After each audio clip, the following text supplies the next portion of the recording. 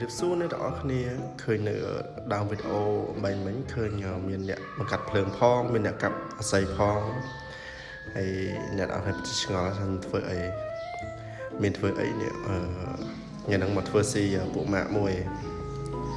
អានោះឈ្មោះថាឡំដួយគាត់បកមកនេះខាងគាត់វាខ្ចប់មកបាត់ស្អាតហើយអានេះគេប្រឡាក់គ្រឿងមកស្រាប់ហ៎បងមានអីចុងសប្តាហ៍ក៏បោកគ្នាដាក់ឡំដួយមួយមើលវាយ៉ាងម៉េចវិញនេះគាត់ដកចេញពីថងមកសាច់នៅក្រហមតនោះអានេះសាច់វាសទេតែគេប្រឡាក់គ្រឿងទៅវាចេញពណ៌ក្រហមបងគ្រឿងគេប្រឡាក់បានល្អនេះហើយបន្ទាប់មកយើងក៏បានលាវាដាក់ថាសហើយយើងចាប់ផ្ដើមចងជាមួយនឹងឈើស្អីដែលយើងបានកាប់មិញហ្នឹងដើម្បីយកទៅឆ្អើរយកទៅអាំងវាបងហើយបន្ទាប់ពីយើងចងហើយភ្លើងយើងក៏ចាប់ផ្ដើមកាត់ដែរតែយើងអត់តន់ដាក់ភ្លាមទេវាព្រោះវាអត់តន់មានរងើកភ្លើងវាអត់តន់សោះបងរងចាំបន្តិចយើងចាំឲ្យវាសោះសិនហើយក៏យើងមើលទៅភ្លើងវាសោះហើយយើងចាប់ផ្ដើមយកឡាំដួយយើងដែលបានឆ្កាងហើយស្រាប់ហ្នឹងយកមកដាក់ពីលើភ្លើងមកយើងមានតនើយើងមានអីសមរម្យអានេះយើងដាក់វាខ្ពស់តិចតែយើងដាក់ទាបពេកវាឆាប់ខ្លោចបងវាអត់ចាំនៅក្នុងទេឥឡូវយើងចាប់ផ្ដើមអាំងហើយសម្រាប់ពួកខ្ញុំថ្ងៃនេះខ្ញុំយកមកអាំងបងប្អូនសម្រាប់បងប្អូនវិញ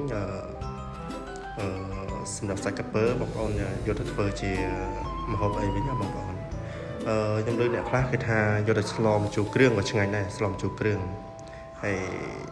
អ្នកអស់គ្នាវិញយកទៅធ្វើអីវិញបើតាខ្ញុំហ្នឹងគេធ្វើបានច្រើនមុខសាច់កាពើនេះ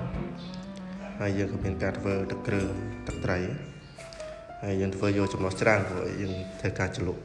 គ្នាច្រើនដើម្បីឲ្យបានគ្រប់គ្រាន់យើងបុកខ្ទឹមមកក៏យើងធ្វើការដាក់ម្ទេសចូលដើម្បីបុកតែយើងដាក់តែ3គ្រាប់មកហិលពេកខ្ញុំមិនសូវចូលចិត្តហិលទេបាទបន្ទាប់ពីយើងរងចាំរយៈពេល82ម៉ោងហើយយើងក៏សាច់ឡំដួយយើងក៏ចាប់ផ្ដើមឆ្អិនហើយមើលទៅសាច់ខាងក្នុងវាសខ្ចីហ្មងបងប្អូនតែមិនដឹងមិនអាពេលដែលខ្ញុំទៅបុកទឹកត្រីមិញហ្នឹងBrother គាត់អ្នកនៅអាំងគាត់មានអីគាត់ដាក់អង្គាកភ្លើងសាប់ឡើងខ្មៅចឹងតែវាមិនអីទេវាតិចតួចទេតែនេះយើងឆ្អិនហើយយើងចាប់ផ្ដើមភ្លក់ទាំងអស់គ្នានេះមើលដល់សាច់គុំកន្ទុយវាមានសាច់ច្រើនជាងគេតែវាសាច់វាបើតាខ្ញុំភ្លក់ទៅវាដូចជាស្តៀងសាច់មាន់បងប្អូនវាសាច់មាន់តិចសាច់អីតិចតែវាច្រើនវាដូចចង់ដូចសាច់មាន់តែនេះវាមិនស្វិតហើយក៏មិនផុយដែរដាក់ទៅជាតិតែមកមើលបើសិនជាអ្នកទាំងអស់គ្នាចូលចិត្តវីដេអូនេះកុំភ្លេចជួយ like និង share ហើយនិង follow ផងហើយក៏សូមអរគុណអ្នកទាំងអស់គ្នាដែលបានទស្សនាវីដេអូនេះរហូតដល់ចប់អរគុណ